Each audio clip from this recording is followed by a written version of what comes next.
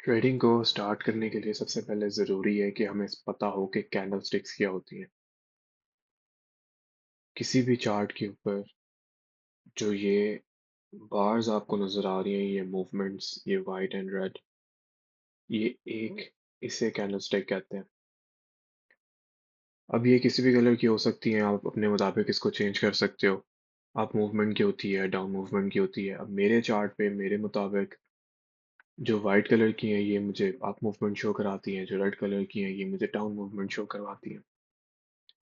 तो अब कैंडलस्टिक्स के अंदर चार चीज़ें होती हैं जिनको हम इस तरह समझेंगे कि लेट्स से ये एक कैंडल है।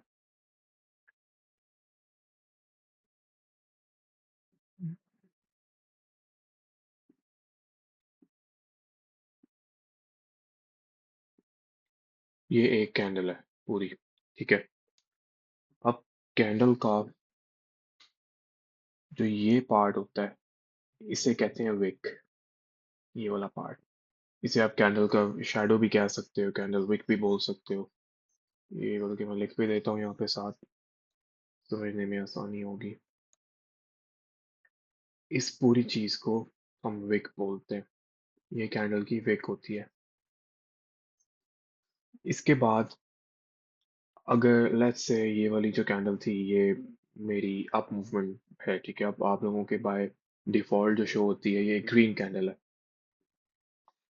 इसे हम कहते हैं ये ग्रीन कैंडल है, ठीक है। इसका मैं ट्राई करता हूँ अगर कलर चेंज हो जाए। या तो ये हमारे पास एक ग्रीन कैंडल, ठीक है। या ये एक ग्रीन कैंडल है, ठीक है। ये इसकी बॉडी है, ये इसके विक्स है। इसको भी मैं लिख देता हूँ कि ये इसकी बॉडी होगी, ठीक है। अब ये इन चीज़ों के अलावा ये कैंडल जो है ना ये यहाँ पे ओपन हुई है, ठीक है। इस जगह पे इसे हम कह देंगे ये कैंडल का ओपन है, ओपनिंग पॉइंट है इन शॉर्ट। और ये कैंडल का क्लोज है, क्योंकि कैंडल अप की कैंडल है। अप की कैंडल से क्या मतलब है कि कैंडल ने हमें मूवमेंट दी है नीचे से ऊपर की तरफ, ठीक है। ये कैंडल कहीं ना कहीं तो बनना स्टार्ट हुई होगी ना। ऐसे तो नहीं है कि चार्ट जब आया और वहां पे एकदम ही कैंडल्स इसी फॉर्म में सामने आ गई, ऐसे नहीं होता। ये कहीं ना कहीं से स्टार्ट हुई होगी बनना। तो अब खुद सोचो, जो कैंडल ऊपर की तरफ जाएगी वो नीचे से स्टार्ट होगी ना बनना, और ऊपर किसी पॉइंट पे जाके क्लोज हो जाएगी, मतलब बंद हो जाएगी। जो कैंडल अप की कैंडल होगी नीचे से ऊपर, और जो कैंडल डाउन कैंडल होगी वो ऊपर से बनेगी और नीचे की तरफ आएगी, क्योंकि तभी तो वो डाउन मूवमेंट शो कराएगी। तो वो वाली कैंडल का ये यहाँ पे ओपन हुई होगी और यहाँ पे क्लोज हुई होगी, क्योंकि ये डाउन कैंडल है। ये हमारे पास अप कैंडल है, ठीक है।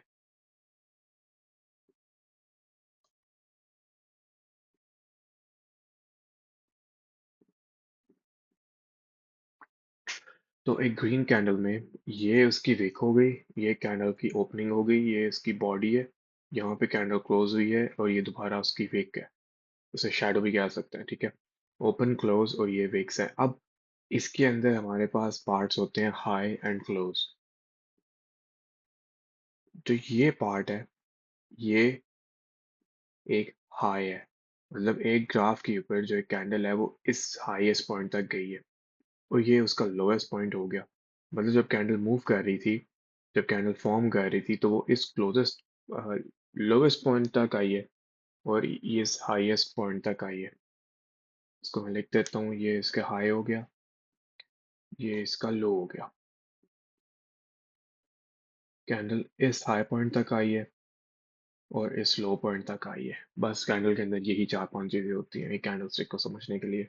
अब कैंडल स्टिक को समझना इसलिए ज़रूरी है क्योंकि इसकी बेस पे सारे हमारे चार्ट्स डिपेंड करते हैं।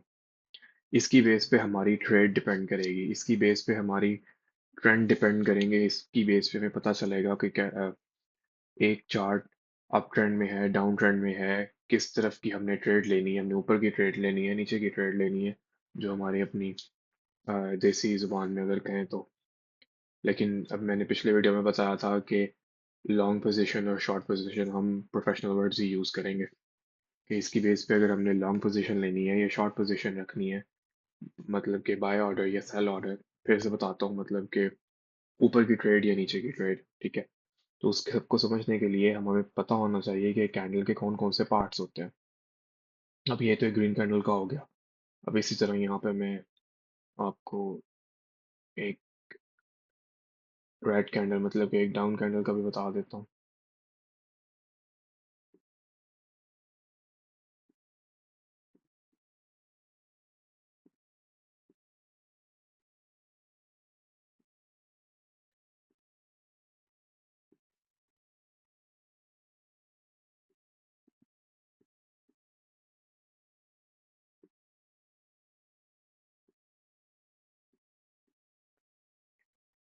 समझो कि ये एक डाउन कैंडल है। इस डाउन कैंडल के अंदर क्या होगा, ये इसका ओपनिंग पॉइंट होगा, क्योंकि कैंडल डाउन की तरफ है ना, तो ये ऊपर कहीं ना कहीं ओपन हुई होगी।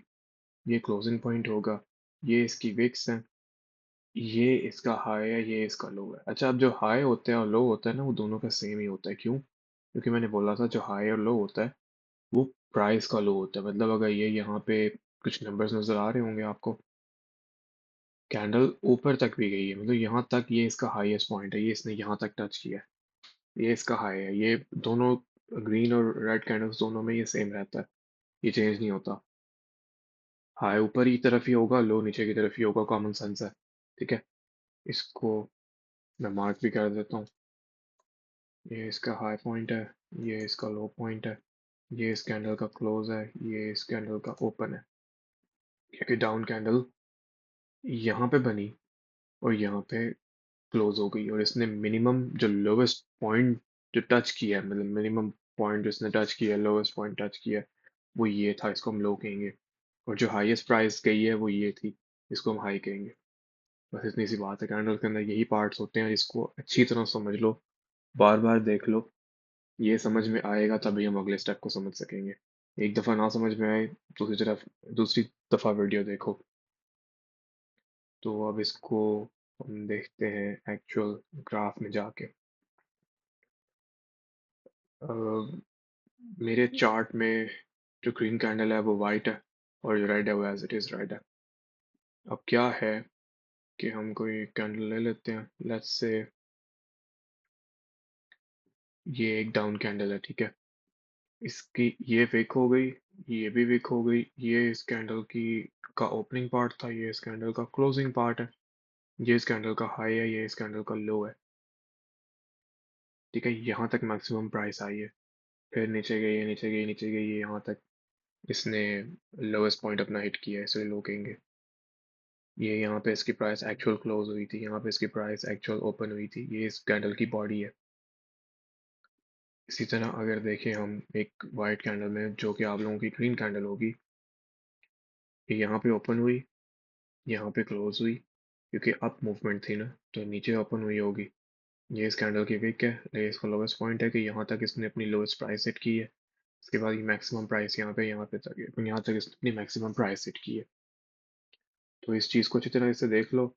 अपने चार्ट से फेमिलियर होने की ज़रूरत है तुम लोगों को।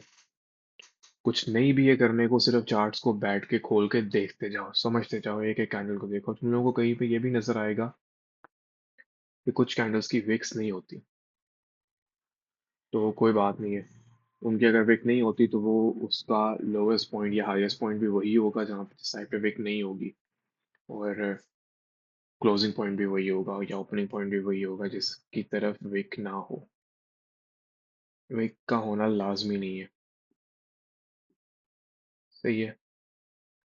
तो जैसे अब ये है, इस कैंडल की यहाँ पे विक नहीं है, तो इसका लोवेस्ट पॉइंट मतलब लो, ये इसका ओपन, यहाँ पे क्लोज, यहाँ पे विक नहीं है, तो मतलब यही इसका हाई है, प्राइस ने मैक्सिमम यहाँ पे ही टच किया। तो इसकी भी थोड़ी सी विक है। तो बस ये इतनी सी एग्जांपल है, इसको समझ लो और चार्ट ओपन करो, अपने आप को कैंडल से फेमिलियर करो, इनको समझो, देखो, आपकी आंखों को आदत होनी चाहिए, इतनी कैंडल्स देख चुके हो के बस एक पहली नज़र में समझ आ जाए कि इसका लो किधर है, हाई किधर है, इसकी विक है कि इसकी विक नहीं है, क्योंकि मैंने फिर बताता हूँ कि इसकी बेस पे सारी ट्रेडिंग आगे डिपेंड करती है। एक एक चीज़ जो है ना वो आपकी, अगर बेस स्ट्रांग नहीं होगी तो आगे कुछ भी समझ ही नहीं आएगा। अपने जितने कॉन्सेप्ट्स हैं वो सारे गलत कर बैठोगे। इसलिए इस वीडियो को बार बार देखो।